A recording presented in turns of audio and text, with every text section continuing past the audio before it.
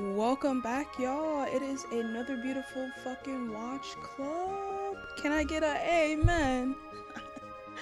What is up, y'all? I have been really just MIA trying to just handle some stuff in the background.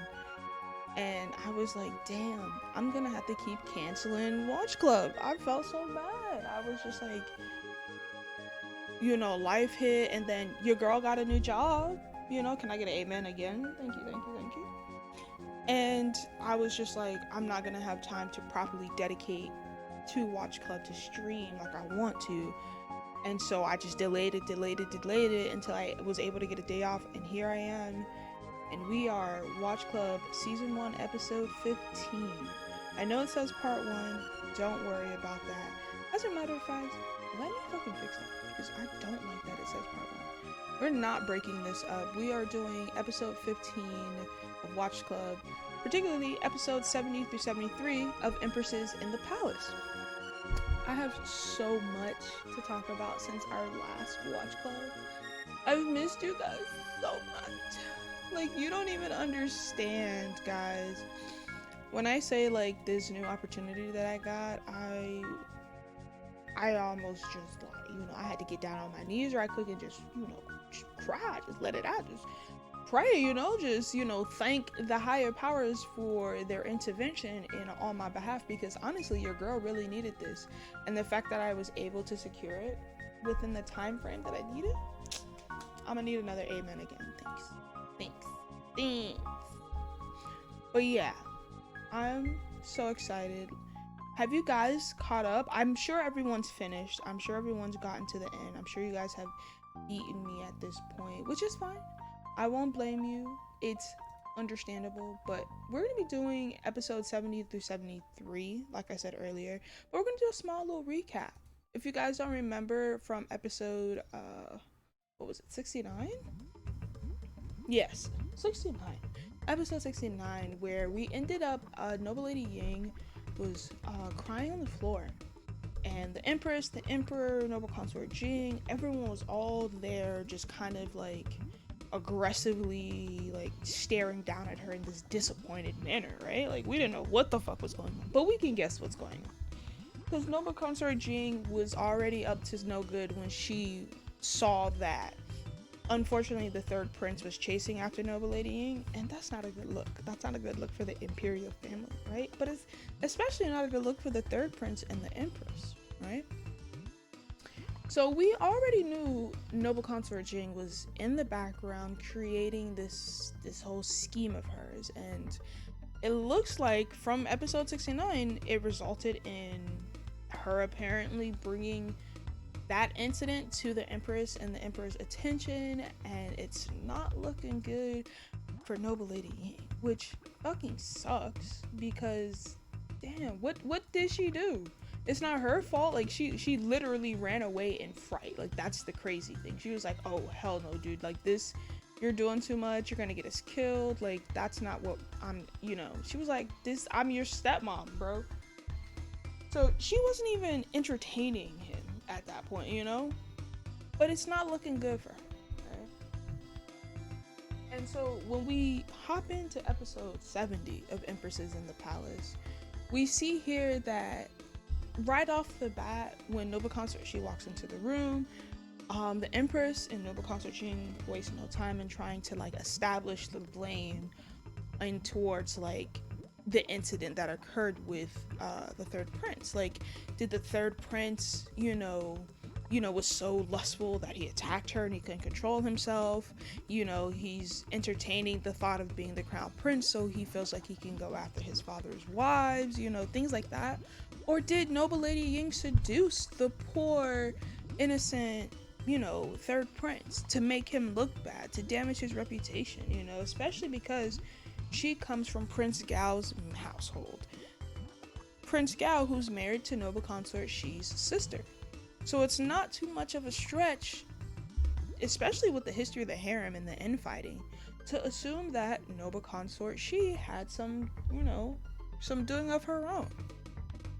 So like I said, with this back and forth, these two kind of are already trying to, like we said, establish who's at fault, get their story straight. And like we said, noble consort, she just walked in, she's confused as hell, and she's trying to ask for like clarification. Like we said, we knew noble consort Jing was pretty much, you know, working her magic, creating this little just drama over here, you know, put the drama in the sea drama, if you will. And so she actually is like, well, what happened was her servant went to the imperial kitchen on like her behalf. She grabbed dinner, and she just happened to run into the servant of the third prince, right? And he was sneaking around. He was doing something that, you know, was a little suspicious. And so, as noble consort Jing continues to explain, is that there was apparently a handwritten letter by the third prince to noble Lady Ying expressing his desires toward her, right? So it's not looking good. It's not looking good for the prince right now. And so, even though, yes, once again, it's plausible noble consort she could have set this all up, the letter is indeed written by the third prince. It's hard to kind of like forge that signature, if you know what I mean. So this isn't looking good for the Empress, but it's still not looking good for noble consort Shi, because yes, maybe even though he wrote the letter to her, did she seduce him? Did she, you know, whisper things into his ear that would inspire that, which is obviously the Empress's argument against that, to counter that. But with this like evidence and eyewitness testimony, like, it doesn't matter, you know what I'm saying? And noble Lady Ying throughout the entire thing is just crying. She's just on the floor trying to plead her innocence. And like I said, at the end of the day, it doesn't even matter, because the emperor gets fed up and he immediately decides noble Lady Ying indeed seduced his son, and she's gonna be put to death. And he wants to hear nothing about this. He doesn't want to hear any rumors. And if anyone else talks about it, you know, off with their heads, kind of thing, right? So he shuts down everything, right then and there. And so he tells the other consorts, particularly consort Jing and the Empress, to leave, but asks noble consort Shi to stay, right? So like I said,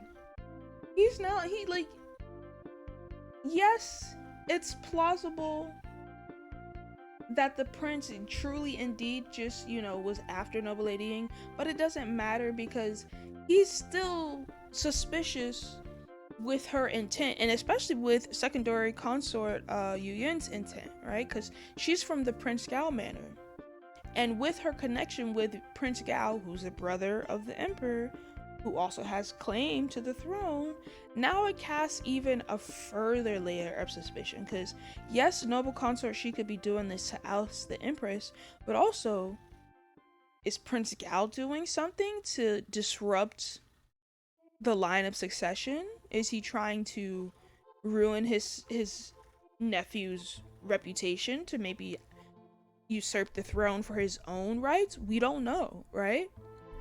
And so the emperor personally asks noble consort Shi if she instructed noble Lady Ying to do what everyone's claiming her to do, which was seduce the third prince, you know, to get him to be removed from his position. And, you know, obviously she's not able to really recuse herself from her connection, but she does state that if she didn't, she wasn't even, you know, trying to, you know, she wasn't even trying to, you know, touch that portion of politics. Like, that's not on her mind, essentially, is what she's saying. But unfortunately, the emperor suspends her from her duties. He reinstates the empress for some fucking reason, thinking she's a better alternative, and pretty much just has her like on house arrest, right? And so with that, we have a little bit of a rank update, unfortunately, because we just lost a concubine. And this goes in terms of sorority. If you don't know, the rank updates are between older and newer.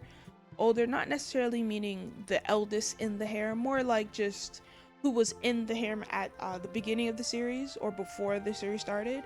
And the newer class is just more or less who were entered into the harem at the beginning of the series and throughout. So we still have our Empress. We still have one Imperial Noble Consort, Imperial Noble Consort Duan. We have one Noble Consort Jing. One concubine, concubine Shin. And in the newer class, or excuse me, not Shin, Xin.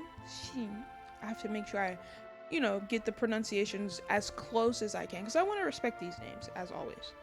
But in the newer class, we have one Noble Consort Shi, two concubines, concubine Ning, concubine Shen, and then one attendant Kang. So moving on, in the next scene, we still have the third prince to deal with, right? And he's kneeling before his grandfather, the Kangxi Emperor, and one would assume asking for forgiveness, but it doesn't even matter, because his dad walks in, right? And before the prince can even say anything, slaps the shit out of him. Not even once, but twice. He says, one, for lusting after your father's wife, and two, for lusting after the emperor's wife. Pretty much displaying that there's always these duality of roles that these individuals have to play. You're my son, but you're also my subject. You know what I'm saying? I'm your father, but I'm also your emperor. So the disrespect is twice as bad, essentially. The emperor explains that he knew Noble Lady Ying was innocent, but at the end of the day, he needed someone to take the blame for this. And he wasn't gonna allow, this scandal to ruin his son's reputation, let alone the reputation of the imperial family, right? So he tells him that he had Noble Lady Ying executed, right? He also warns the third prince that this is the last time he can protect him, which is probably foreshadowing that the third prince does not have long to live, honestly. But we move on to Noble Consort Shi. She's back at her palace and she's just reading, and Noble Consort Jing has decided to visit her. And Noble Consort Jing, inadvertently decides to just apologize for her, machinations in the background for pretty much setting up one, getting Noble Lady Ying killed, two, the emperor suspecting Noble Consort Shi and the Prince Gao household, and then three, making it look as though Noble Consort Shi wanted to maybe oust the empress and install her own son to then, instill herself, right? But Noble Consort Shi explains that the emperor, at the end of the day, would always care for his children, especially the reputation of the royal family above anything else. So she's pretty much, I don't know why you thought you could do this. That's dumb. But she forgives her in the end. She knew it's not something to really fret over, something to lose an important ally over, so she forgives her. However, Noble Consort Jing is still worried that she may have given the Empress the upper hand at this point in time. Because now the Empress can go around, parading her power and creating a lot of issues for everyone else in the harem. Noble Consort Shi, though, for some reason, reveals she's expecting again, guys! And everyone's so happy! I'm happy, Noble Consort Jing's happy, everyone's happy, right? So now with that assurance, that they won't be on the curb just yet, Noble Consort Jing says that she'll run off to go tell the emperor, as a way to right her wrongs. And in the next scene, the emperor is inquire about Noble Consort Shi's pregnancy, right? He's anxious, he's still pretty much, sore about what happened with the third prince, and he does have a gag order on the court ministers, right? Because they're still arguing over the topic of trying to pick out the crown prince, but he's like, I'm not gonna do that right now. It makes him uneasy, especially for those who are coveting the throne, right? Because he has his suspicions about, once again, Noble Consort Shi and by extension Prince Gao. But the emperor also lets out that he really can't afford, the harem and the court to collude with each other, and force him in a corner. And because of these suspicions, We next see the emperor and the empress and the entire, royal family gathered for their monthly ceremony. And this comes off the cusp of the emperor deciding to clean house. So, if you know me, you know Watch Club, you know the banquet scenes are where the drama is at, okay? This man said he just wants to clean house. He's uneasy. He's suspicious. He's thinking his court ministers and his bitches are colluding. Like too many things are happening in the background. He needs to cull a little bit right now. Cull the herd, if you will. Oh. And once the actual ceremony itself is concluded, the emperor announced that he wants everyone to be a helping hand to noble consort Shi, right? Because as hurting her would pretty much translate to hurting him. And he implies that she should be left alone and not bothered, even though the empress is clearly, in power and by extension in favor. He's still protecting noble consort Shi, right? Because, like we said, he's getting ready to oust a couple people. He wants to make sure the people he actually cares for are protected and not by some weird extension harmed by what he's about to do. So, calling the masses of staff serving in the harem, he starts to tell everyone to start downsizing the servants in their respective palaces, especially those that are known to be troublesome and chatty. He also announces, due to the looming threat of war with their neighbors in just pretty much certain areas of Imperial China back then, the emperor is going to be using this particular method of downsizing to save money for any upcoming conflicts, right? And of course, everyone bows and agrees. No one will really fight against that or argue against that. So we're back at Noble Consort Shi's palace. And it looks like a daycare more than anything else, to be honest, because everybody's kid is there. She's talking with Imperial Noble Consort Duan and Noble Consort Jing, and they're all talking about the cutbacks and everything and the harem, and they're also talking about her pregnancy and how they should err on the side of caution, because something tells them and me, honestly, our intuition is tingling, if you will, that the Empress is getting ready to make a move, right? Especially with the sudden restrictions and lack of resources. There's not many servants around, and the Emperor is implying that Noble Consort Shi, due to her pregnancy, needs to be left alone. The Empress is going to be getting very restless. And suddenly, out of nowhere, which was really out of nowhere, Noble Consort Shi remembers the last words of Consort Li. The Empress killed the Empress, right? Immediately, everybody in the room is like, girl, what did you say? What the fuck? Everybody freezes, right? Immediately, they have the children removed from the room, probably, or I'm assuming because they don't want them to hear what they're going to be talking about and inadvertently start repeating shit.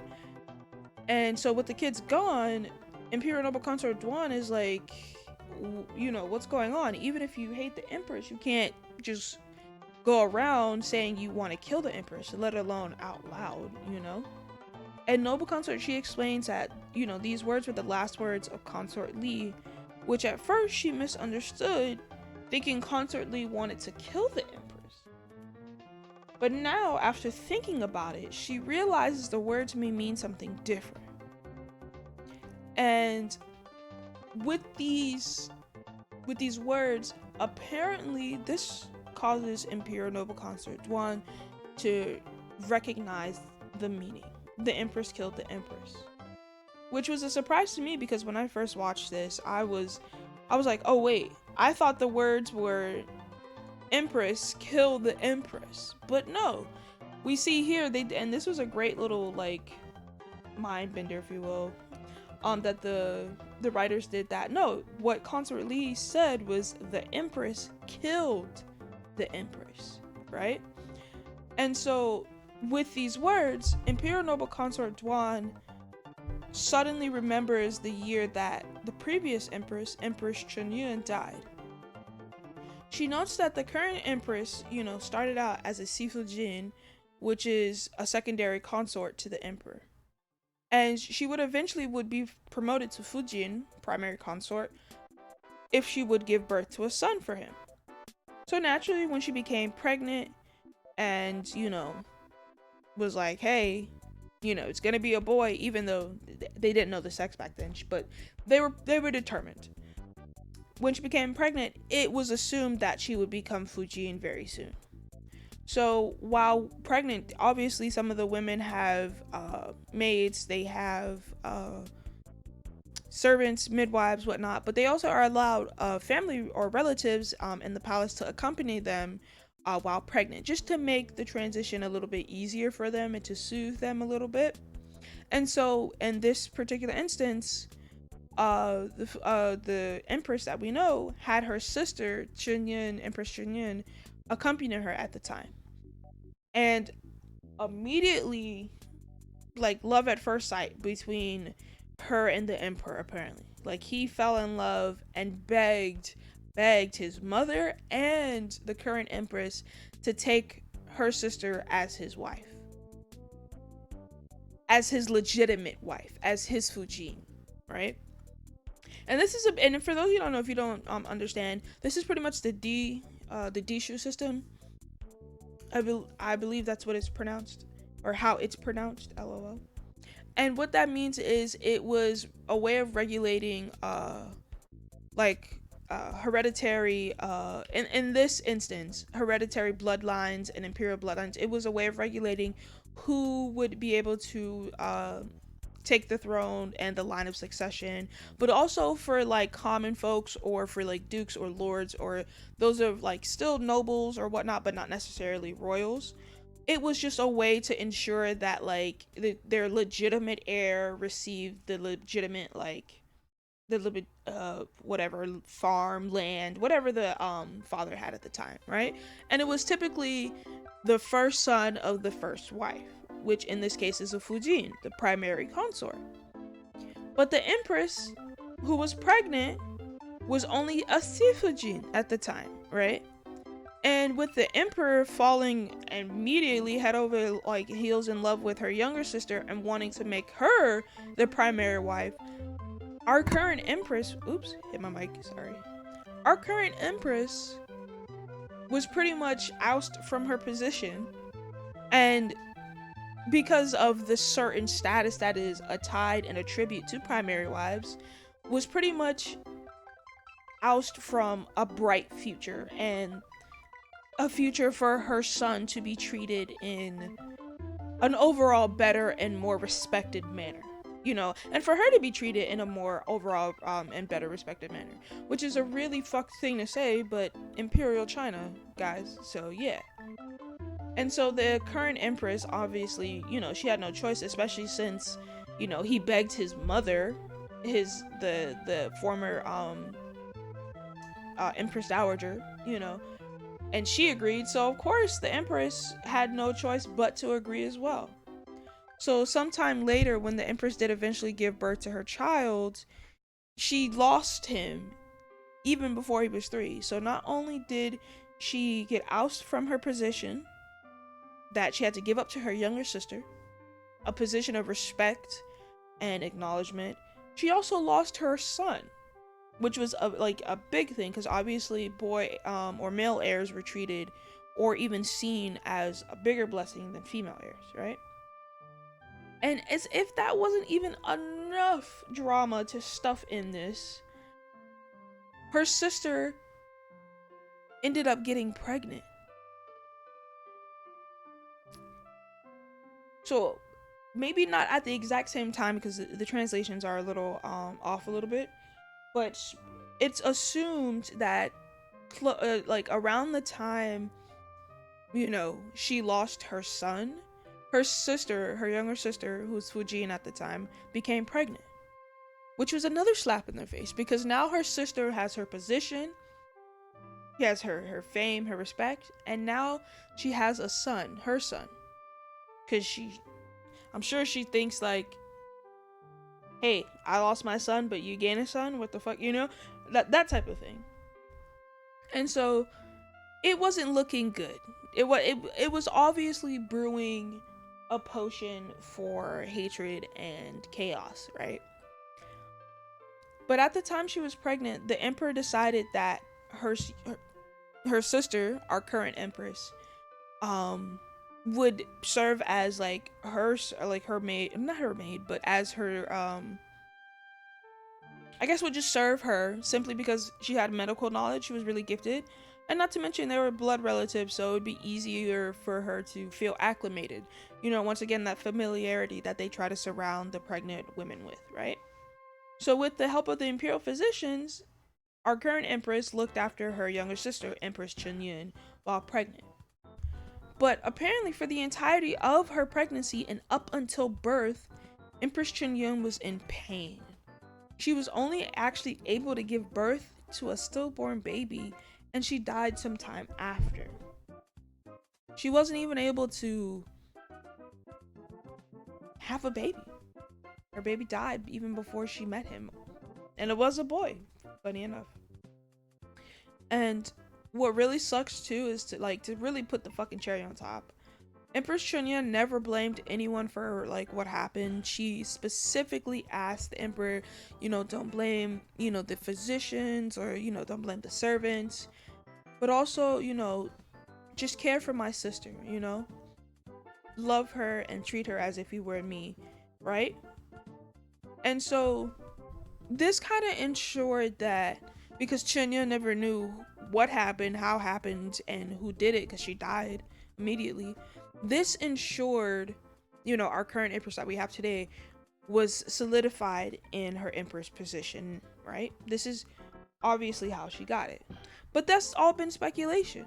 No one's ever been able to prove it. Even if they did, they didn't have evidence. Apparently even Imperial Noble Consort Duan was like, that poor baby had black spots all over him, like something was wrong with him, right? But even with all of that, nobody was able to ever point the finger and get evidence, right? And apparently, the reason for all of this, like the one reason was lack of sufficient blood in chi, right? Which back then chi was life energy. And when you think about it, there's no fucking way. Even lack of blood would not do that to a fetus in my understanding of medical knowledge. Just black spots all over the body, no fucking way. But and everything else is pretty much like what the current empress has decided to make her own story.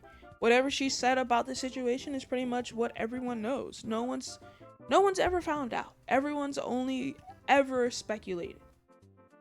And after hearing the story, Noble Consort Jing is extremely critical, and extremely,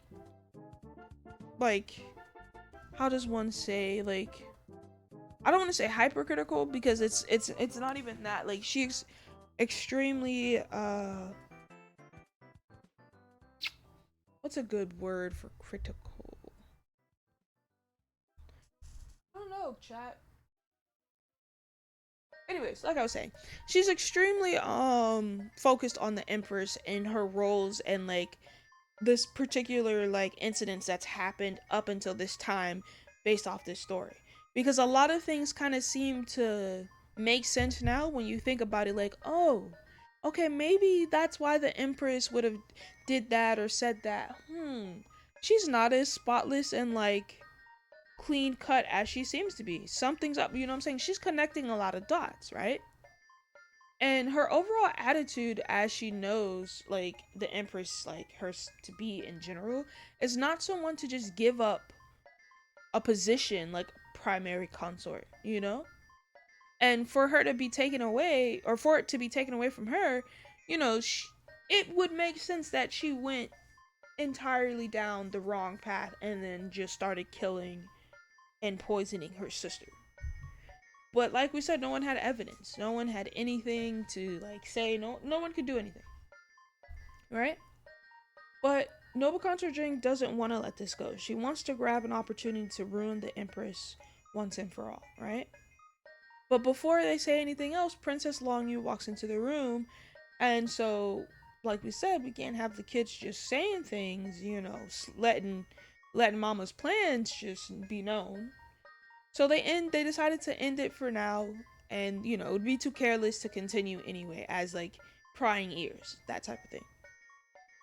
But we switch up to Noble Consort Jing and Princess Long Yu in particular, and they're home, and the two are talking about Noble Consort Shi, and they're talking about how she's pregnant right now with either brother or sister, for Princess Long Yu, and Noble Consort Jing is worried about Noble Consort Shi.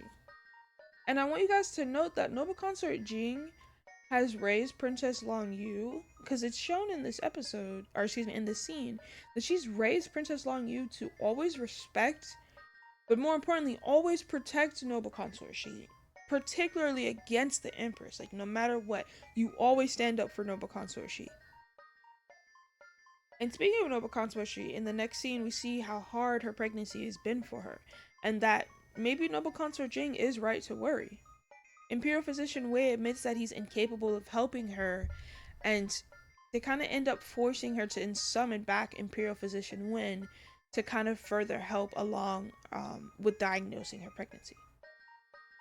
But in the next scene, the Empress has been made aware of this summons for Imperial Physician Wen, but she's unable to get information about what's going on with Noble Consort Shi and why she would want to summon him.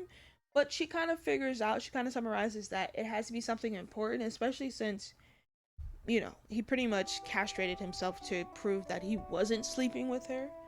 So, you know, big thing to have him brought back into the palace. But she begins talking about the third prince and her plan to have him apparently write some type of poem / scripture for the emperor on the birthday of the Kangxi emperor, right? She wants to use this opportunity to show the third prince,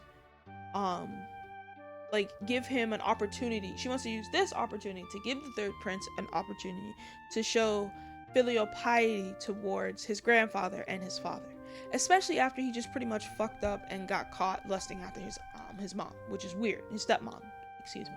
That's weird, you know what I'm saying? So she kind of wants to like fix that reputation right quick, and this is her band-aid solution. She also plans to collude with some court official, have them speak up for the third prince in front of the emperor, you know, providing extra favor for him. Which is funny because the emperor wanted to call the harem and the court so they wouldn't collude with each other, when the problem is clearly just the empress.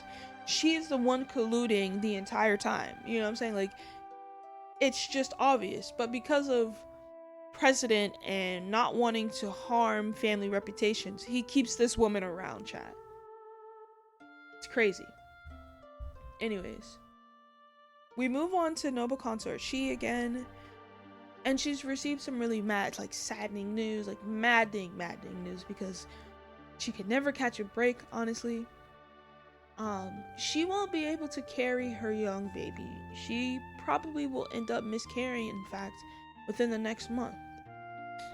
And distraught as she is, she decides to pull it together and starts to last minute plan.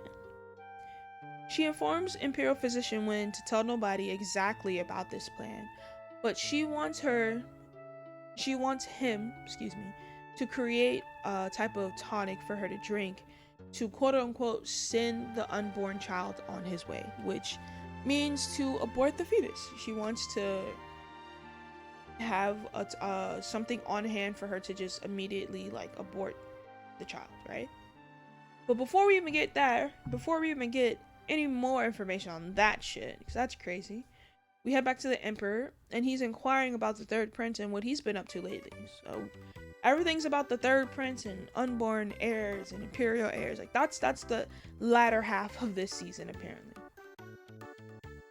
But we note that lately he's been hanging out with court ministers to discuss politics, and that rubs the emperor in a very wrong way, simply because the third prince doesn't know, or maybe he's willfully being ignorant, but that's what his uncles got locked up for, colluding with court officials to try and get their shot or their chance at the throne.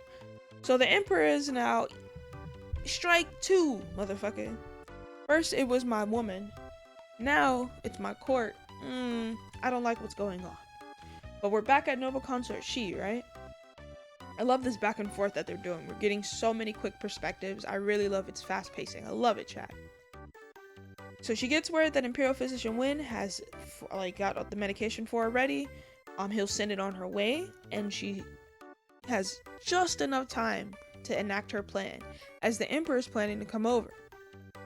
And so when he does come over, we see that Noble Consort Shi is, very pale, very sickly looking, and he notes this. But she kind of carries on saying that she's fine, she's healthy, there's nothing to worry about, like the physicians would say, And so the Emperor takes it at her word, and he continues on. And so they start talking about, the previous emperor's birthday, who to appoint to visit the tomb, all the formalities of this upcoming ceremony, basically. And so she recommends the third prince. However, we just said the emperor is a little anxious and stressing over what the third prince is doing and his most recent actions, right? In the end, he tells her he'll decide how to handle it. He doesn't want to worry her, and he kind of moves the conversation along. So Noble Consort, she decides to then ask the emperor to allow, some other concubines to visit her, as it would be a great addition to this beautiful present that he gifted her. And the present itself is like this really fucking huge, it's like a geode of red coral stone. And so the emperor, kind of wanting to just please her and not talk about politics and not think and suspect that she's colluding with the court, he agrees to it. He's like, anything but politics. Perfect. Do you want to have fun with the ladies? Perfect. We'll bring everybody over and we'll admire the stone together, right? And so she also gets permission to have the Empress, Noble Consort Jing, and Imperial Noble Consort Duan to perform a specific ceremony of tying red tassels to her bed for the blessing of the safe delivery of her child, right? The Emperor's like, oh, perfect. I love it. I love the way you think. Everything I wanted. You just having a good time, enjoying your pregnancy, not thinking about anything else. And he agrees to her request. So, obviously, we naturally move on to the ceremony, and it is highly, highly, highly suspicious that all of a sudden Noble Consort Shi wants to have the Empress and Noble Consort Jing and Imperial Noble Consort Duan and all the concubines here. Obviously she's up to something, chat. Duh. She's about to take this aborting fetus tonic. She doesn't want the emperor to know. She's doing the ceremony. Something's going on, right? And so, like we said, the ceremony is underway, but everyone is still waiting on the empress, and the emperor becomes fucking annoyed, which I would too. Jinshi does let him know that the empress sent word sometime before to let everyone know that she's not feeling well and she won't be able to attend the actual ceremony. But this irritates the emperor even more. So he personally tells Su Peshang to go retrieve the empress.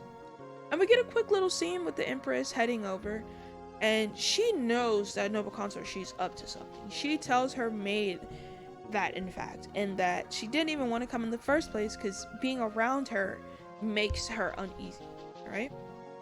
But we switch back to Noble Consort Shi, and finally the empress is arriving, and she puts on that fake motherly, that fake trophy wife facade, and presents a gift for Noble Consort Shi, in fact. But finally, Noble Consort Shi's plan kicks off. We get to stare at the beautiful coral reef stone. Everyone has their 2 cents. And though the empress, didn't take to initially wanting to be here, it doesn't matter. It's all kind of too late. She's here, and Noble Consort Shi has already enacted her plan, right? So we move to the ceremony of tying those charms, or those talismans I was telling you about. And first, it's Imperial Noble Consort Duan and Noble Consort Jing. They tie their tassels and then they leave. And then it's Noble Consort Shi and it's the Empress. And then they tie their tassels, right? And as the Empress is turning to leave to get out of the ceremony, we see that all of a sudden, Noble Consort Shi grabs her hand, grabs her arm, right? And immediately, the episode ends. And my final thoughts, honestly, chat. What's about to happen? Is Noble Consort Shi about to like spit blood on her or something and then blame her for like, you know what I'm saying? Like what, like we've just finished off episode 70. I forgot some things. I really glossed over the fact that if you remember, Jinshi also conveniently dismisses all of the servants, right? So that's why when she grabs her hand, you know, I was just so like taken aback. So I'm like, does no one see this? Yeah, no one sees this because Jinshi dismisses all the servants. Anyways, so back to what I was saying. With everything in place for like the ceremony, right? Noble Consort Shi has all of the servants dismisses with Jinshi. She also had Imperial Noble Consort Duan, Noble Consort Jing go in first and tie their talismans to her post. And then, like I said, she and the Empress went in together. And once she was done tying the little talisman, Noble Consort Shi really grabs the Empress's like arm, and that's when shit hits the fan. Noble Consort Shi begins to accuse the Empress for all her evil deeds. The Empress is like, what the fuck are you talking about? Like, she's trying to pull away. She's like, get off me. You know, she's like, what the hell are you going on about right now? And as she pulls herself away from Noble Consort Shi to try and rush out the room, she pulls herself so hard, apparently, because this looked like one of the, like, NBA, like, fouls when the dudes just, like, slightly hip bump them and they fall on the ground. She pulls away so hard that Noble Consort Shi is thrown against a dresser table of sorts, like some furniture, slamming her stomach on the way, and then falling unconscious on the floor, right? And I'm just like, okay, it didn't look like she pushed you that hard, sis, but, you know, E for effort in acting. Go ahead. And so while all of this is happening, Princess Long Yu is secretly standing near the door watching all of this. She's just like, what the hell? Which, like, she doesn't know what to process, but she just saw, once again, her stepmother, just, you know, violently get thrown against the furniture in the room to fall unconscious, right? So, what's that about? And while, like, I'm pretty sure this is all part of Noble Consort Shi's plan, right? But phase 2 is really where it kicks in, right? Everyone comes rushing into the room. They hear this noise. Everyone calls for an imperial physician, and after some moments later, Imperial Physician Wen is brought into the room to wake up Noble Consort Shi. The Emperor is there, and she does wake up. The first news she hears, though, unfortunately, is she's lost her child. She's had a miscarriage, right? And immediately, just perfectly rehearsed, just mwah, chef's kiss, to be honest. Noble Consort Shi is blaming the Empress. Noble Consort Jing and Imperial Noble Consort Duan, knowing that this is the moment they've all waited for, this is like, light bulb goes off in their heads. They're like, oh, okay, we're doing this now. Immediately also start to cast doubt upon the Empress, right? So with all three of them just suspiciously eyeing the Empress, Imperial Physician Wen adds another nail to the coffin. He attests that the trauma that Noble Consort Shi has sustained around her abdomen is from a physical force, like someone shoved or pushed her, right? Further damning the Empress. So the Emperor, with all of this evidence and doubt cast upon the Emperor, he starts to obviously see their reasonings and question the Empress. Soon, before anything really gets of what he's questioning her about, Princess Long Yu, our ace in the hole, she's just over there crying, right? Just sobbing, tears, some of that. A+ acting for this child actor, by the way, because this girl can't be a day over 8, and she is killing it right now. The Emperor calls her over, and he wants to know, you know, what's wrong? You don't have to be afraid. It's okay. You know, I'm here. Father's here. And without missing a beat, Princess Long Yu points the finger at the Empress. Haha! The final nail in her coffin. I told you, our ace in our hole. I knew Princess Long Yu standing in the corner was gonna be it. I knew it. The Empress immediately becomes enraged. She starts yelling at the child princess, and she's like, "You coached her to say that," starting to berate noble consort Jing, and it's madhouse for a moment. Like, she starts going crazy, right?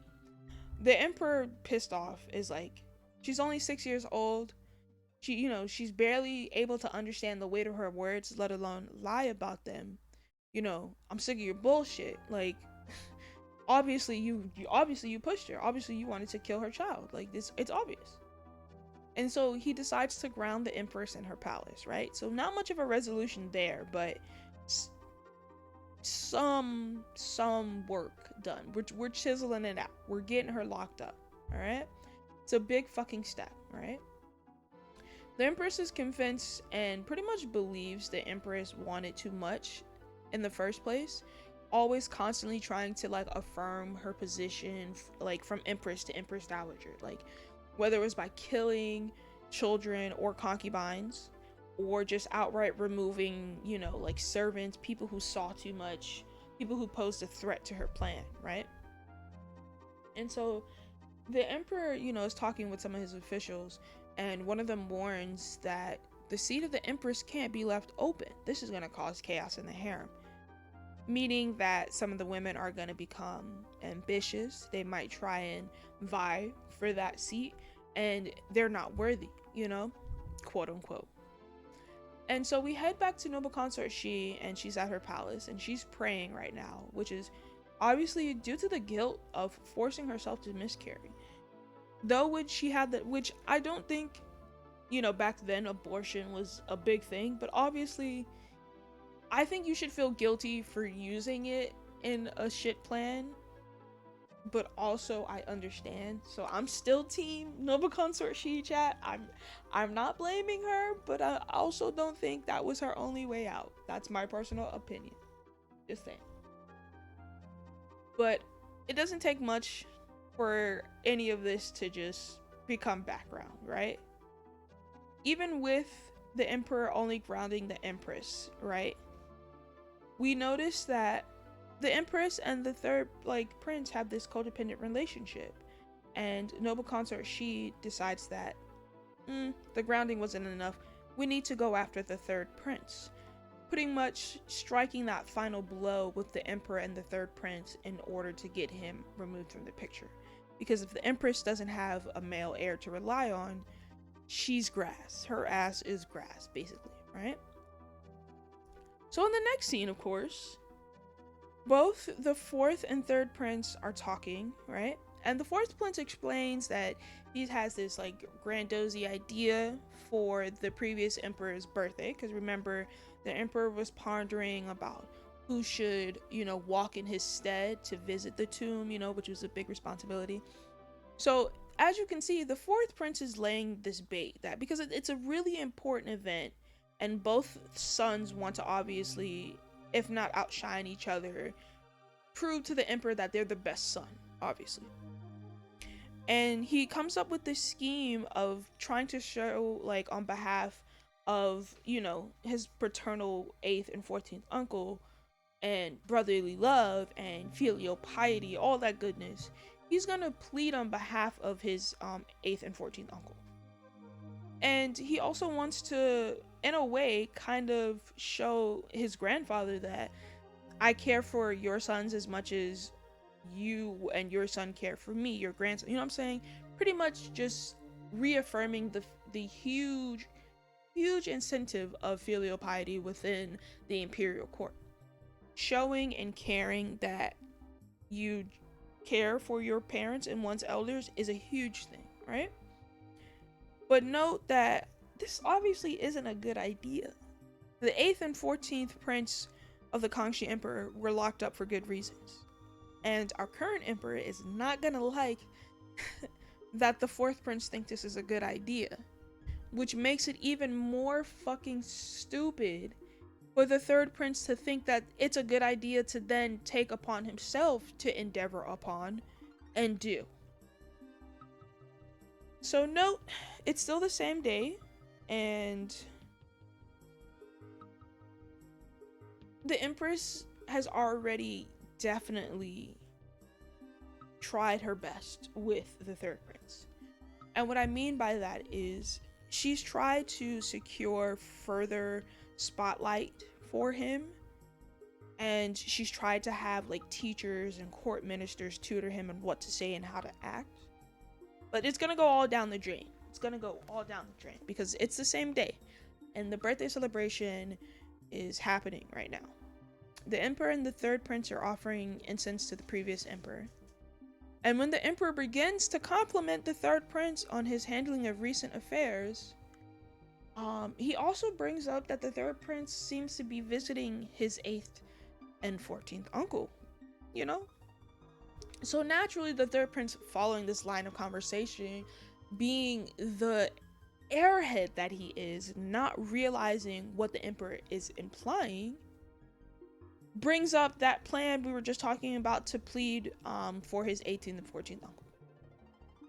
And after the emperor hears this, he chews him out to high heaven, Chad. He does not let this boy breathe for a second.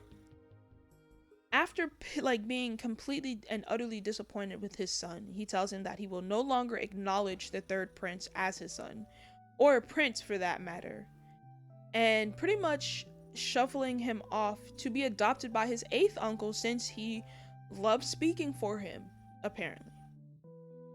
So he basically just effectively stripped this child of his title, his right to live in the palace, his mother, the empress, that he's ever known, and from ever seeing his father and siblings.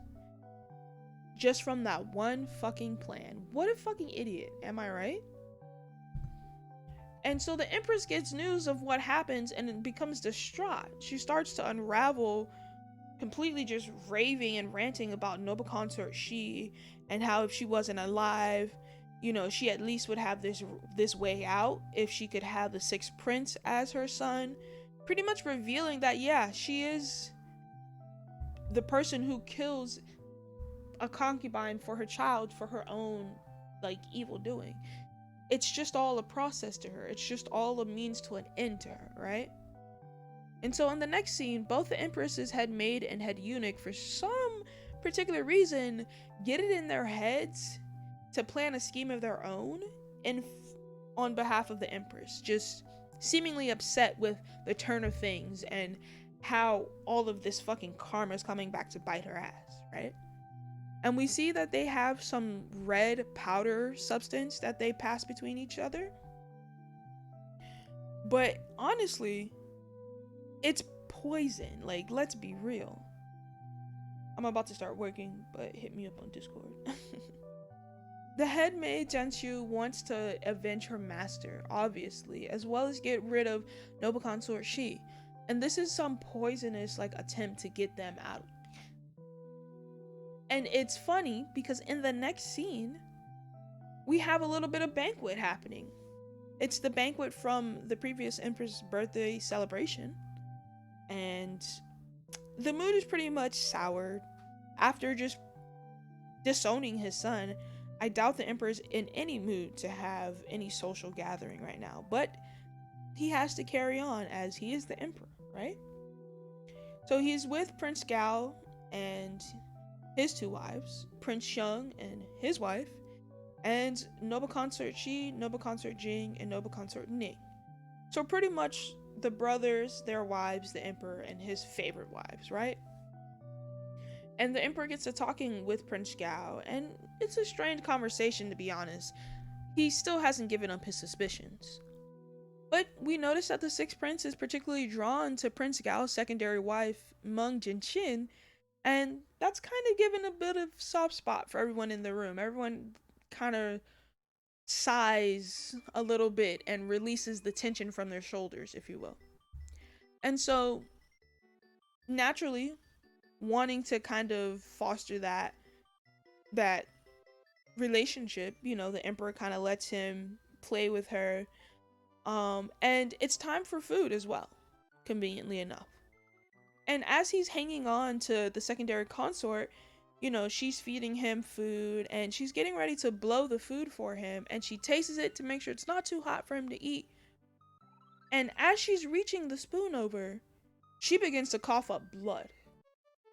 And everyone in the room is completely in shock. They jump up and start calling for the physicians and medical officers. Like, everything is crazy right now. And the emperor is extremely angry.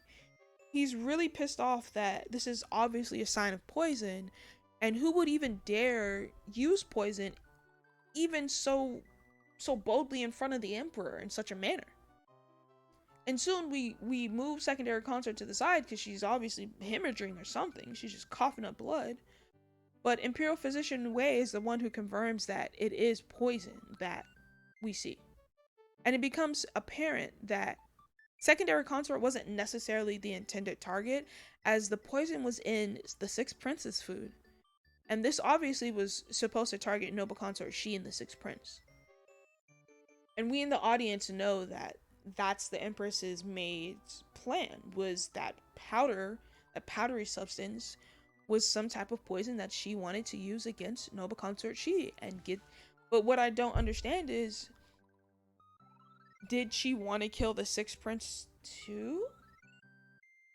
Because killing noble consort Shi would definitely be something the Empress would do, and the Emperor would condemn her without a doubt.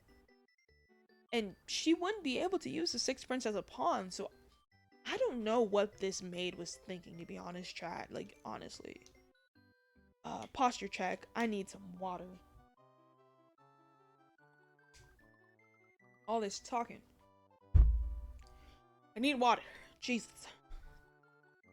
Anyways, like we said, the Emperor's infuriated, pissed off, done with all of this, and he's demanding answers from everyone. So eventually Su Peixiang comes in and he explains to the Emperor that the Empress's maid, Jinxiu, was the one who conned everyone into just allowing her to touch the food of the Sixth Prince. She went into the kitchens where the royal staff was, and she was just taking a look, right? So now that suspicions are cast toward her, Su Peixiang has her immediately brought in for questioning.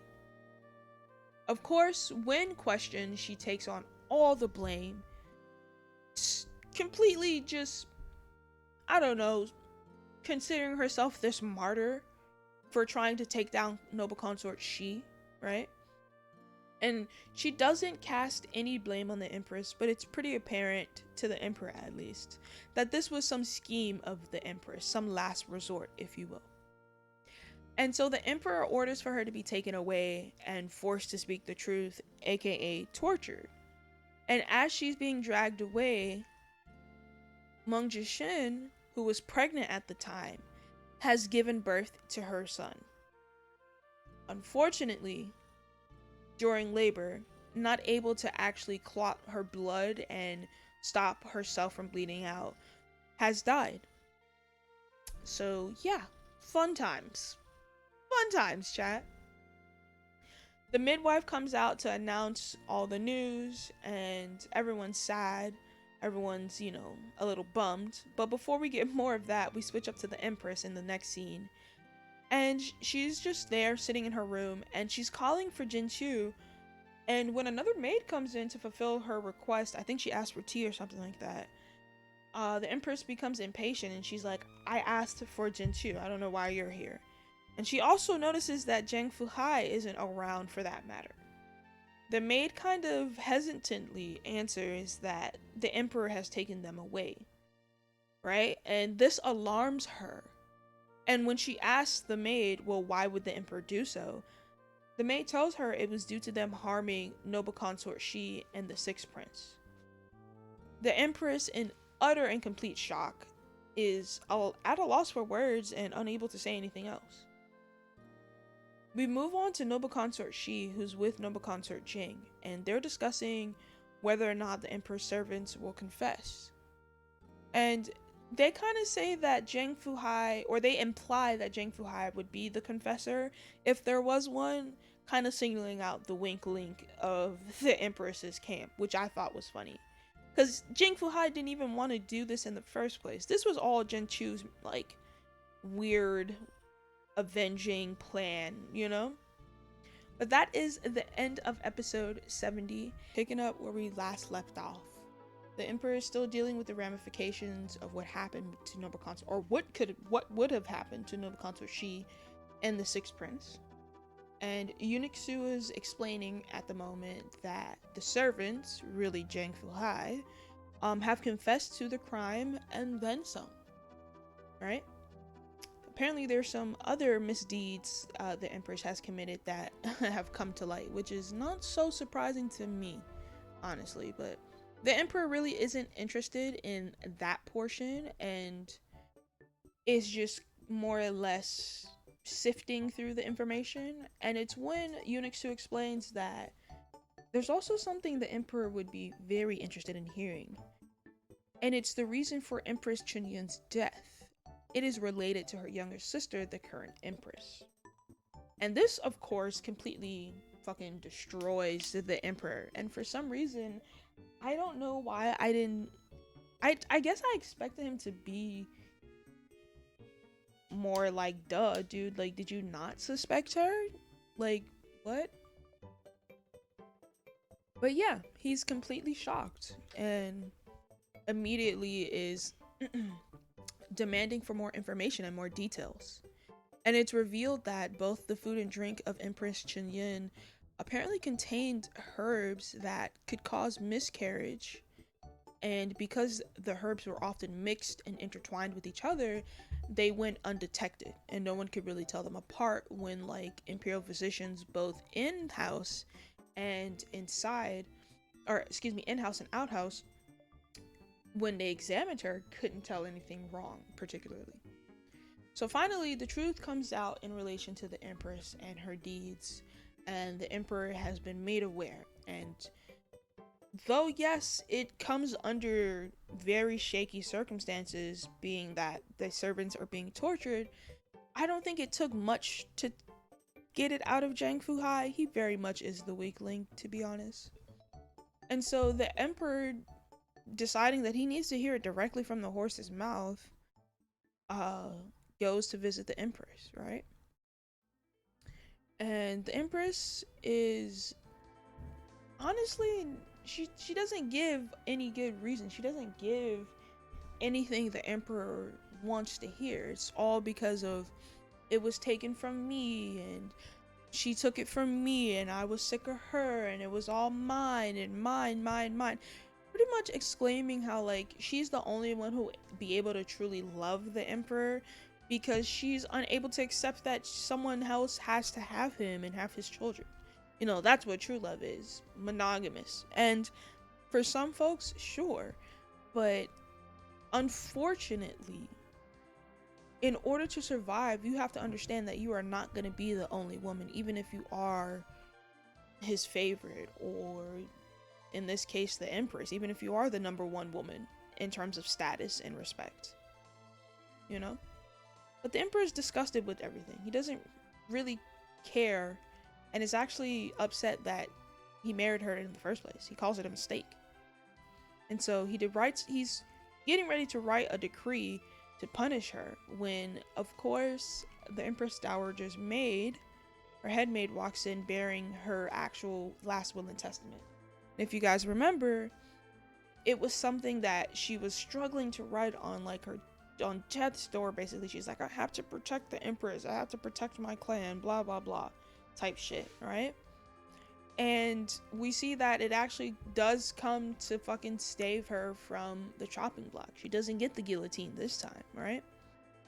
And so the Emperor, not necessarily able to remove or necessarily kill someone personally appointed by him and the Empress Dowager, someone he was just sure would be the best person for the position, since he's not able to offer, he decides to just do the next worst thing. Pretty much lock her in her palace forever, unable to meet or see anyone ever again, especially him. And to me, that was weak, but I guess because he is bound by some arbitrary law of moral ambiguity, uh, you have to abide by your choices, even though those choices are completely destroying lives and ruining whole families, whatever. We see that in the next scene, the emperor is handling court affairs, right? And having to deal with this rebellion on the rise, which was briefly mentioned in 2 episodes ago about, you know, downsizing the court in order to prepare. Well, yeah, it seems like it was for good reason. He has to now promote Prince Gao and give him a sizable amount of soldiers to lead the front in the lines later, due to one, wanting to make sure that there's no unrest or harm coming to the capital city, but two, because he knows that giving a prince a position in military and power like that can be a tricky thing. So he gives it to him, but he tells him he can't use it just yet. He's gonna choose a war general instead, and if that war general can't handle it, then we're gonna send Prince Gao, right? He also discusses with his official Jiang Tinyu the motives of Khan Moga, right? The rebellion leader. And apparently, we have to be on guard with this newly elected Khan because he's requesting to visit the capital with 20,000 soldiers. That's no mistake in, obviously this man is up to no good, right? But we switch up to noble consort Shi, and she's talking with her sisters Yu Yin and Yurao. And secondary consort Yu Yin is angry with the emperor because he's sending Prince Gao to war, though not necessarily on the battlefield. In practice and pretty much theory, is sending Prince Gao to war. Primary consort Yurao, on the other hand, is worried for Prince Shen due to his readiness to help with the war effort in general, because he's not being sent out. Apparently, the emperor isn't necessarily worried, or maybe the emperor isn't necessarily trying to establish his own downfall by installing his brothers in positions of power. Who knows? We really don't know the true motives. We just get basic glimpse, really. But essentially, the sisters are worried for their prospective spouses, and they don't really have anything to like do. Like, they can't go against the emperor's like commands, obviously. So they just sit here and complain to their eldest sister, right? But the day has come for both leaders to formally meet, where we said Khan Moga is bringing 20,000 soldiers into the city, and the emperor still has to greet him, albeit informally and rudely, because 20,000 soldiers would definitely wreak havoc in the capital city if we decide to ignore the leader, right? And so we see here that it's at a banquet in which we have to greet Khan Moga, right? And what's crazy is Khan Moga is the guy, the random stranger, I don't know, random UPC just standing around that was in the woods, apparently like dying from snake venom, or like he was bit by snake, that was saved by noble consort Shi and Prince Gao back in episode 51. And so for the first few moments of this little gathering, if you will, Prince Gao and noble consort Shi are offering greetings on behalf of the emperor, though the Khan seems to find it disrespectful in the way in which noble consort Shi is particularly offering greetings, though she eloquently states that it's a greeting. Nonetheless, it's not meant as disrespect, right? And soon the banquet really gets to kick off. We get dancing, we get music, and apparently Khan Moga has brought it upon himself to bring this exquisite treasure from his lands, some ring puzzle of a kind that he wants to see if any of the emperor's people can solve.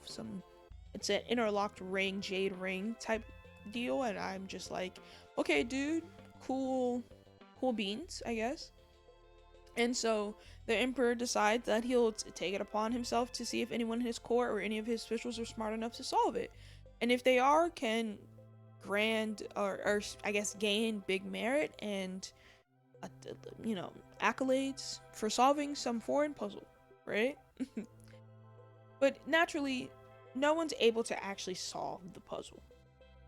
They even asked noble consort Shi and Prince Gao and Prince Sheng. Still, no one's able to solve the puzzle. That is until we see noble consort Shi whispering something to Princess Lang Yu. The princess decides that she's going to take it upon herself to have her turn. Oops, sorry chat. To have her turn at the ring puzzle. And when she grabs it, shatters it by throwing it on the floor, proclaiming it to be solved, unlocking the rings. Of course, the emperor is happy and laughing because that's not what the Khan meant by solve the puzzle, but fuck you, I solved the puzzle, right? And they both kind of use this, the emperor and noble consort Shi, as a way to one-up the Khan. And the Khan is, like I said, a little pissed. He cites how the emperor uses ants to kill predators, you know? Such a strongly worded metaphor, if you ask me. But noble consort Shi dispels it by saying this is nothing but bad luck being driven away, bringing peace to the people. And finally, the emperor gets word that from official Jing Tengyu that his part in the war effort has succeeded, giving him a small boost in confidence. And that was that plan to send out the war general and handle the 20,000 soldiers while Khan Moga was entertained back here, right? So now that he has that leg up on everything, we see that the Khan is informed on what's happening on his side, and he kind of eventually gets the picture that he might not win this war. Soon after, noble consort Shi excuses herself, and she goes to take a walk on her own. And we also see that Eunuch Su comes to greet her, and he tells her that there's good news. Khan Moga's army and his food supplies have been attacked and just ransacked. Not to mention the food poisoning that they've had for the past couple of weeks is running rampant, and we just so happen to have the cure. So not only is it looking in our favor, it's looking even more generous in that Khan Moga will probably have to bend the knee, if you will. But it's never truly over with these shows, because as Eunuch Su leaves, we see that Khan Moga is calling out to noble consort Shi to get her attention. And so we see that she's immediately, trying to distance herself from him. She's completely uncomfortable. And he's quick to point out that they obviously known each other, as he was the prince's wife way back when, right? Dun dun dun. And this is a big deal, simply because if someone can prove, even if it's eyewitness account, even if it's hearsay, if someone can prove, someone of prominence that is, that without a shadow of a doubt, Prince Gao and noble consort Shi had an affair, that would devastate the emperor, not to mention noble consort Shi and Prince Gao. So with the Khan bringing this point up, he's kind of threatening noble consort Shi with this knowledge, right? And so she tries to hastily make up this excuse that, oh, you saw the Prince Gao with his wife, and that's my sister. We look awfully similar, so it's definitely understandable that, you mistook me for her. But the Khan's like, oh, it doesn't even matter, because at the end of the day, I know what the emperor is trying to do, and I know what the emperor wants, right? And noble consort Shi is like, it doesn't matter. For the sake of peace and prosperity, the emperor's gonna do what he can, and you should want that as well. And Khan Moga is just this weird, creepy person, to be honest, like the perfect example. Lecherous, really. Smiles with this Cheshire grin, and he's like, at the end of the day, I wonder if the emperor will really give me what I want, right? And this kind of insinuates that, he's probably here for something else. He's not worried about the emperor stopping his 20,000 soldiers or ransacking his food supplies. There's something else going on here. And what I mean by that is in the next scene, we see a spy for the emperor is explaining to him that things are looking good, but clearly there's some more important information that you wanted to look into that I have for you. So I'm scratching my chin like, what's that important information? Not to mention, as soon as we see that little scene, we get another scene where the Khan spy himself is walking up to the emperor to inform the emperor that the Khan would like to talk to him. And we end the episode. Honestly, chat, my final thoughts, crazy. It's not looking good for Noble Consort Shi.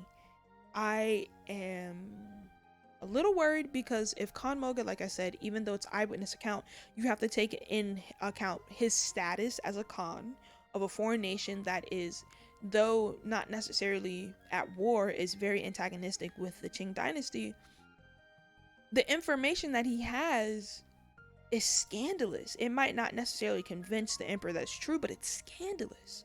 And if that gets out that one of the emperor's wives, one of his highly promoted and respected wives, was having an affair with his brother, oh, things would not be looking good. Not looking good. When we start episode 73, Eunuch Su is telling the emperor that Noble Consort Shi is waiting for him in his palace. So the emperor is like, okay.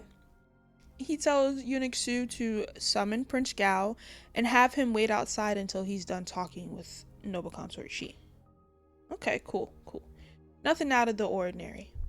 The emperor goes inside, he talks with Noble Consort Shi, and she starts to get nervous. It's the way he's saying things, it's the suspicion that is laced in between his words, right? And so she's worried that Khan Mulga has revealed her secret, right? But the emperor appears to be angry for other reasons.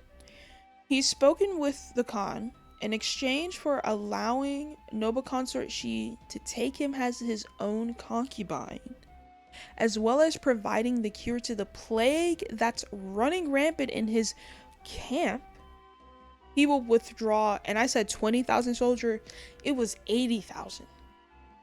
So he will withdraw his 80,000 soldiers that he brought with him, pay taxes in silver and grain, and most important of all, honestly, never start a war with the Qing Empire. Chat, when I watched this, my jaw dropped. I was like, oh, so they're still going with the fucking drama bombs. Like, it's still going. Like, we haven't even at this point, if this was an iceberg, we're on layer maybe 2 at this point. We haven't even reached the bottom. We're not on layer 4 or 5 at all. Because how dare he, right, chat? Because did he not give off that creepy, like, lecher vibe, like, dude that always is bothering you? Like, you go to the gas station, you're trying to pump gas, or you go to the 7-Eleven, you're trying to get a Slurpee. There's always that one dude. Hey, what's up? What you doing? What's your name? How's your day going? There's always that one dude. Did he not give off that vibe? And he dares to ask for Noble Consort Shi's hand in marriage? Wow.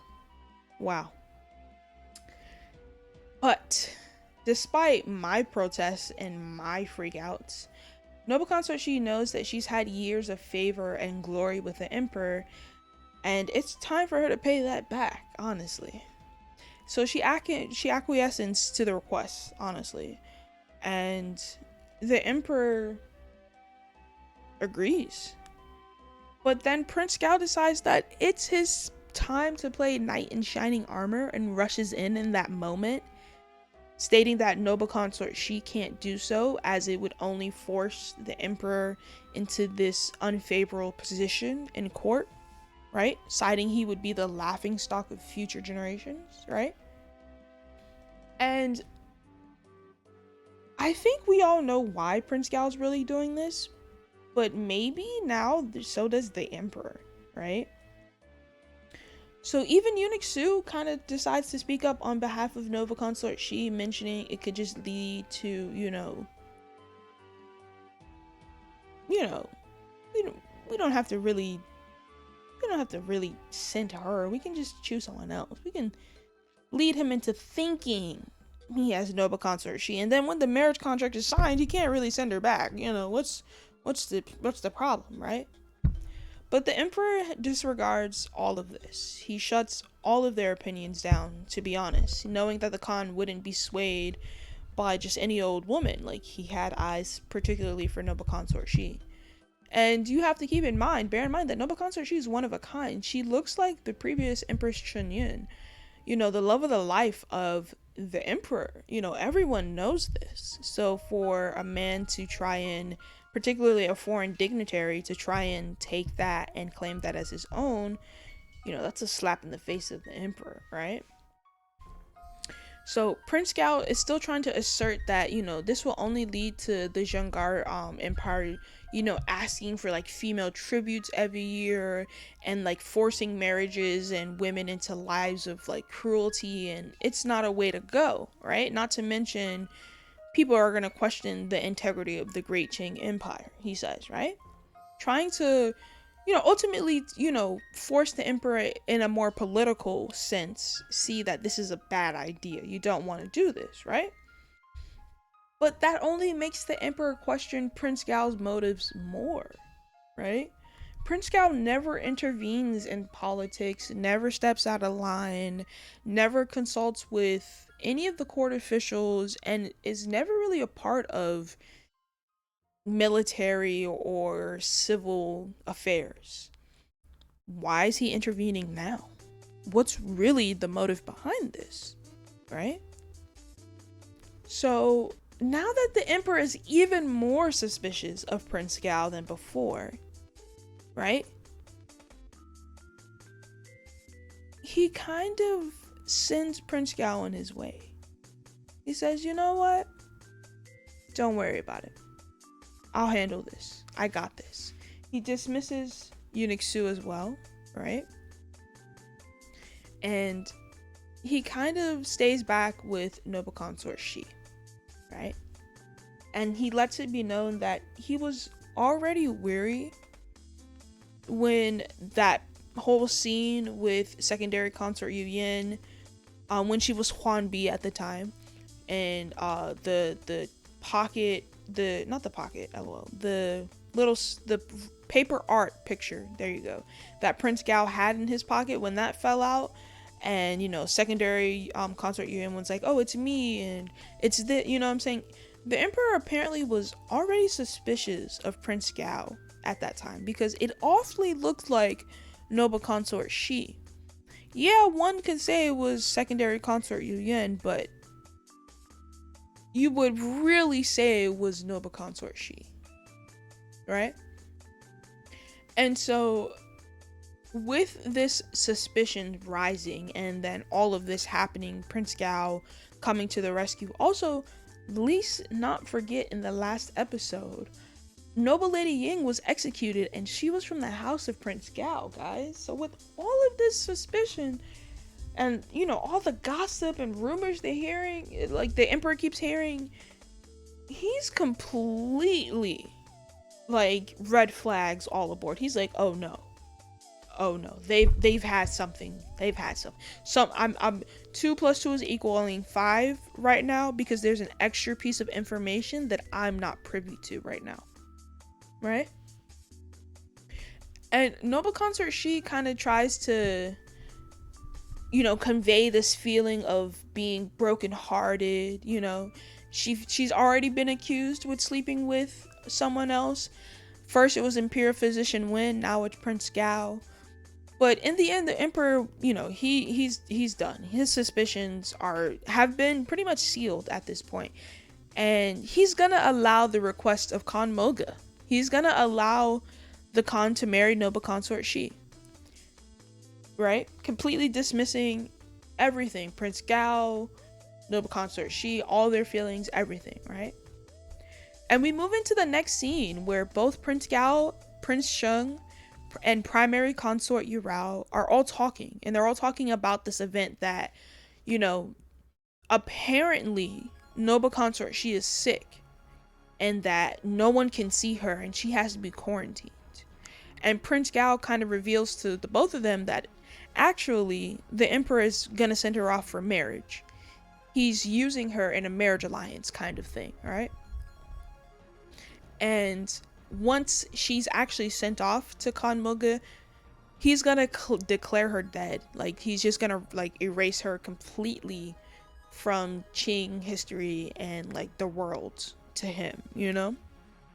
And so these three trio, the two brothers and one wife here, all decide that, you know what, we shouldn't be talking about this. We need to probably find another place to go. Not to mention the emperor is going to be on his way, and he's probably going to be doing this really soon. So we probably should figure out a plan of our own really quick and out of earshot of him, right? And so we see in the next scene that with this emperor, you know, deciding that this is how he's going to save his empire from war using a marriage alliance. In the next scene, we see noble consort Shi is with Jin Shi, and both of them are just kind of lamenting on what's happening. Noble consort Shi's more or less occupied with thoughts of Prince Gao and how he's doing. And she kind of makes a great point that compared to the country's well-being in future, the emperor would always choose, you know, that rather than someone he's loved for years. He's loved her for years anyway, you know. She kind of makes that point.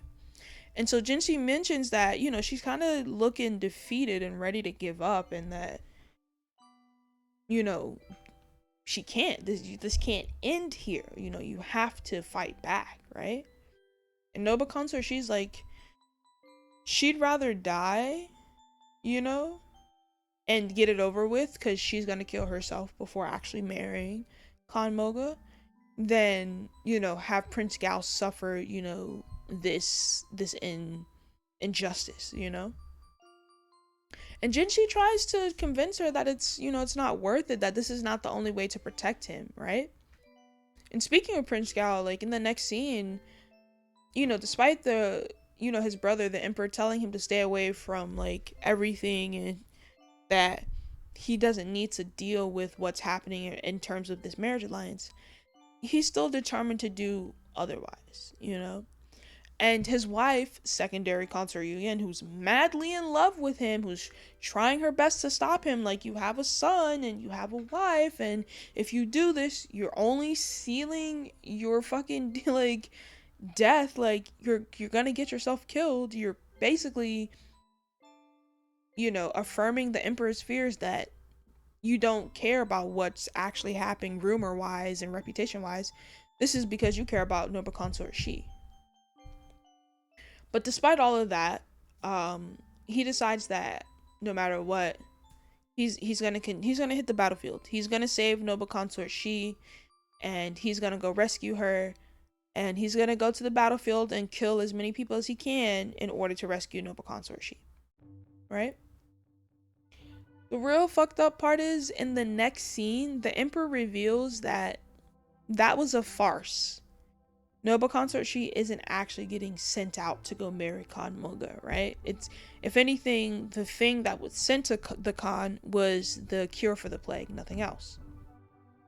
So for the fact that Prince Gao went riding into the night on his horse with his entire army to go save noble consort Shi, who's not actually there, pretty much, like we said, seals the deal for his fate. The emperor is even more suspicious and pretty much believes that there's something going on, or there was something going on with Prince Gao and noble consort Shi, right? Posture check. Let's get some water in here, boys.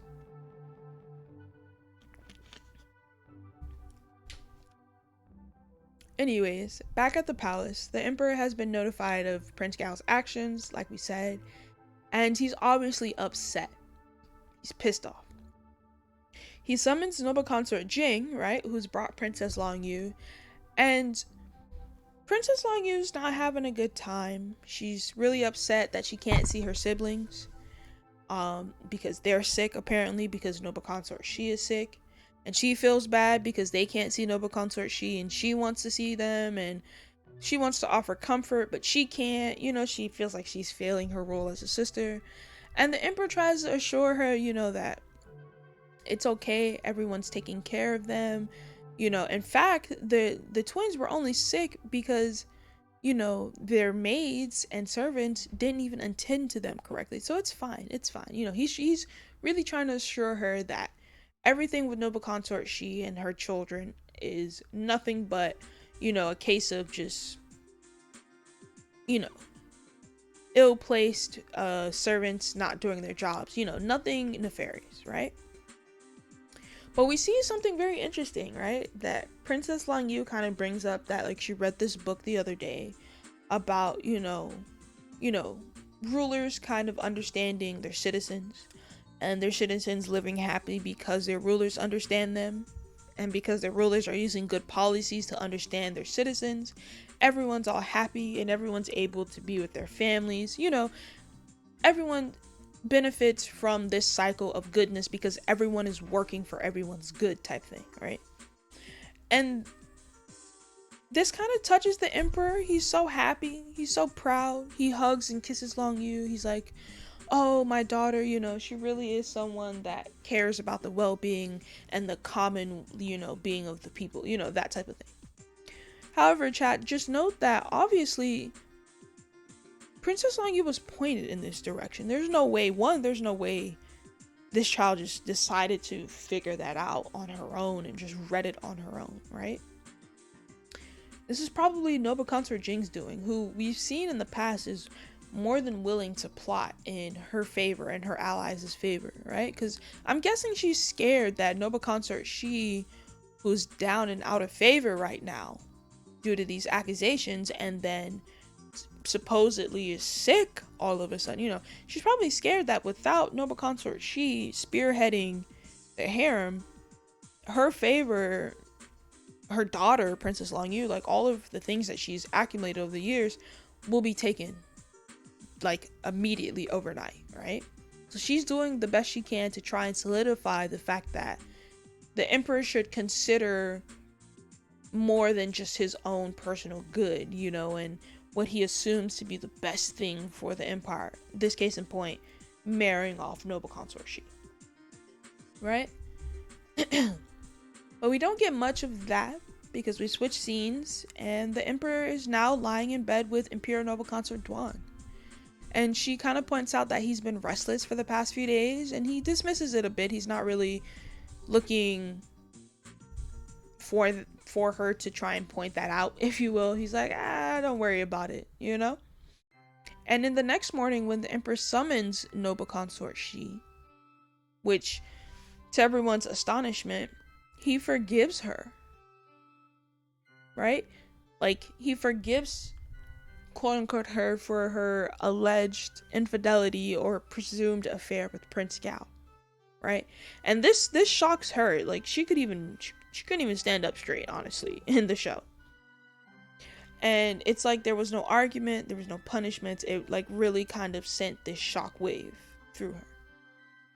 And so I was actually kind of impressed with, him doing this. Like, I assume that, maybe there's a plan behind this. Maybe he's just doing this for show. But I think he genuinely wants to try and not think of it and think that his brother and his wife would do that and betray him that way. Especially one of his favorite brothers, one of his only brothers that he can talk to, So, with Prince Gao and Prince Shin apparently earning higher positions, right? Prince Gao being raised to a prince of the first rank, and Prince Shin been raised to a prince of the second rank. The emperor's trying to give off this air of brotherly love, and that he's not out to all kill his brothers, because you have to understand, this is the Yongzheng emperor, and in this time in like place in history, he definitely killed a lot of his brothers for the throne, so he's not trying to go down in history as that. And so he thinks by giving them these promotions, that will help his image, right? The catch is, funny thing is, he's gonna station Prince Gao at the border, guarding it, and to never return to the capital, right? And it's far from any real punishment, but wow. Separating him from his family and his child and forcing him to never see any of his family members ever again. Sucks. That really sucks, chat. We do a 3-year time skip, and both Noble Consort Shi and Prince Gao kind of still, in passing, show that they still long for each other, right? But we also see that the Emperor is keeping tabs on Prince Gao as well, because he hasn't exactly let this go. Yes, he's allowed things to happen and appear fine, but he's far from it, chat.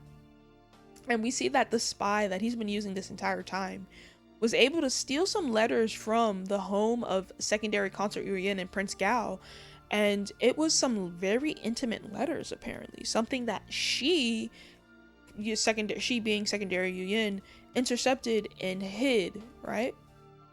So in the next scene, the Emperor is pretty much irritated with Prince Gao wholly. And in my opinion, he thinks Prince Gao, especially with the reports of him being involved with politics recently, he thinks Prince Gao has overstayed his welcome. So of course, he summons Prince Gao back to the capital. He's gonna deal with him. And why in the next scene is Prince Gao meeting Noble Consort Shi, chat? You would think they would try to actively avoid each other, right? And she's too stunned to speak. She's so, like, shocked and a loss for words. She's crying, she's like, have you seen your son and wife? And he's like, I haven't. And I'm like, okay, well, what are you doing here?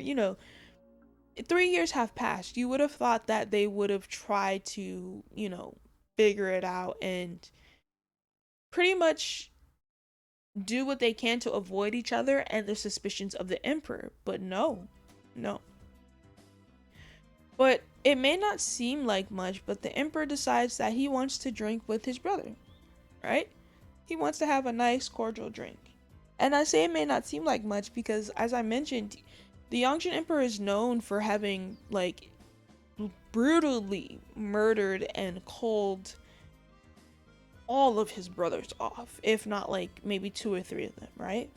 So for him to just want to sit here and have a nice good drink, it's like, okay, on one hand, I'm happy, but on the next hand, what's happening, right?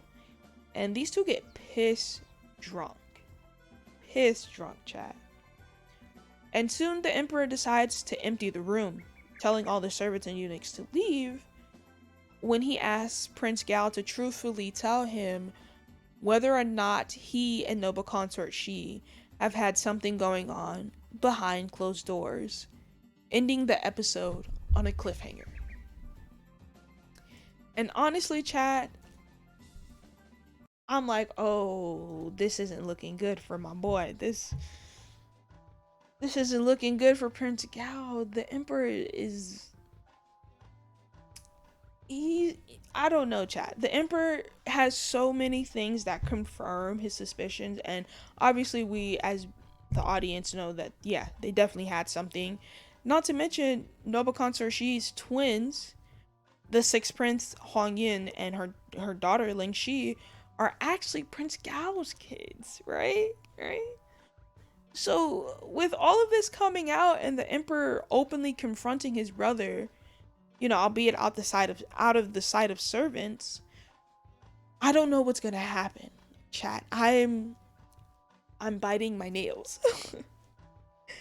I want to give a big shout out once again to everyone watching, tuning in. This concludes the episode of Empresses and the Palace, episode 73.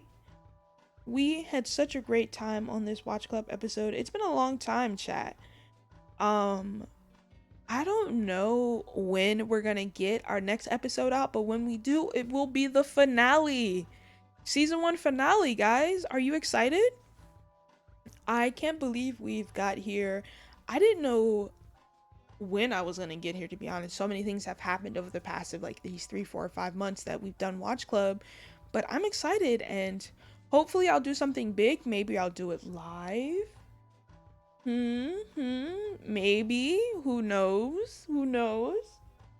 But I hope you guys enjoyed. It is Otto09, HPMP Restored on YouTube. Also at RamiG on Twitch and Instagram. You guys have a great day. Peace. Mwah.